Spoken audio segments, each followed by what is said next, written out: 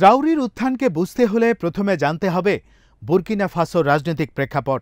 দেশটি ১৯৬০ সালে ফ্রান্স থেকে স্বাধীনতা লাভ করলেও বাস্তবে দেশটির প্রশাসন, অর্থনীতি এবং সামরিক কাঠামোতে ফরাসি প্রভাব ছিল গভীরভাবে রোপিত। এই প্রভাব ক্রমেই জনবিচ্ছিন্নতা, দুর্নীতি ও নিরাপত্তাহীনতার জন্ম দেয়। বিশেষ করে ২০১৫ সাল থেকে পশ্চিম আফ্রিকা জুড়ে ছড়িয়ে পড়া সন্ত্রাসী হামলা বুর্কিনা ফাসোকেও প্রভাবিত করে। একের পর এক সরকার নিরাপত্তা নিশ্চিত করতে ব্যর্থ হয়। ২০২২ সালের প্রথম দিকে তখনকার প্রেসিডেন্ট পল হেনরি সান্দৌগো দামিবা জঙ্গিদের রুখতে ব্যর্থ হলে সামরিক অসন্তোষ বাড়তে থাকে এবং সেখান থেকে উঠে আসেন ক্যাপ্টেন ইব্রাহিম ত্রাউরি।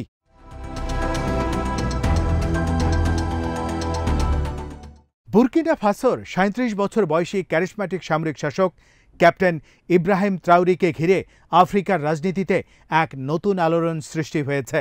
অত্যন্ত দক্ষতার সঙ্গে তিনি নিজেকে গড়ে তুলেছেন একজন দৃঢ় প্রতিজ্ঞ প্যান আফ্রিকান নেতার রূপে, যার লক্ষ্য হল নিজ দেশের জনগণকে পশ্চিমা সাম্রাজ্যবাদ ও নতুন ঔপনিবেশিকতা শৃঙ্খল থেকে মুক্ত করা।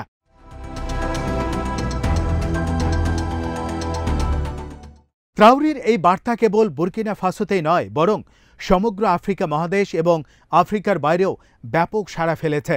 তার ভক্তরা মনে করেন তিনি যেন আফ্রিকার ইতিহাসে মহান বিপ্লবী নেতাদের উত্তরসূরি। বিশেষত বুর্কিনা ফাসোরে প্রয়াত বিপ্লবী মার্ক্সবাদী নেতা থমাস সাঙ্কারার পদাঙ্ক অনুসরণ করছেন, যাকে অনেক সময় আফ্রিকার চে গুয়েভারা বলে অভিহিত করা হয়। আন্তর্জাতিক পরামর্শক সংস্থা কন্ট্রোল রিস্ক এর জ্যেষ্ঠ গবেষক বেভারলি চিচিঙ্গে বিবিসিকে বলেন, ত্রাউয়ের বিশাল প্রভাব আমি এমনকি কেনিয়ার মতো পূর্ব আফ্রিকার দেশগুলোতেও রাজনীতিবিদ ও লেখকদের মুখে শুনেছি, এই তো সেই মানুষ, তিনি আমাদের নেতা। তিনি আরও বলেন, ত্রাউয়ের বার্তাগুলো এই সময়ের প্রতিফলন, যখন অনেক আফ্রিকান নিজেদের সঙ্গে পশ্চিমাদের সম্পর্ক নিয়ে প্রশ্ন তুলছেন। কেননা আফ্রিকা মহাদেশটি প্রাকৃতিক সম্পদে পরিপূর্ণ হলেও এই সম্পদের উপর জনগণের কোনো নিয়ন্ত্রণ নেই। তাছাড়া আফ্রিকা মহাদেশের অধিকাংশ মানুষ এখনও পুরোপুরি দারিদ্র্যে নিমজ্জিত।